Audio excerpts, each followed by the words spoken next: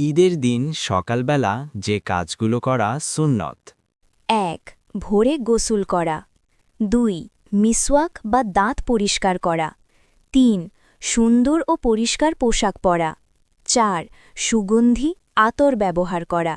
বিশেষ করে পুরুষদের জন্য সুগন্ধি ব্যবহার করা সুন্নত। ৫. ঈদুল ফিত্রে নামাজের আগে কিছু খাওয়া। ৬. এক রাস্তা দিয়ে গিয়ে অন্য রাস্তা দিয়ে ফেরা। ঈদের দিন সকালবেলা যে কাজগুলো করা সুন্নত। ১. ভোরে গোসল করা। ২. মিসওয়াক বা দাঁত পরিষ্কার করা। ৩. সুন্দর ও পরিষ্কার পোশাক পরা। ৪.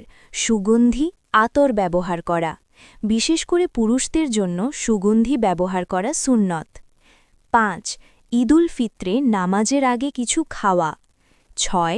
এক রাস্তা দিয়ে গিয়ে অন্য রাস্তা দিয়ে ফেরা।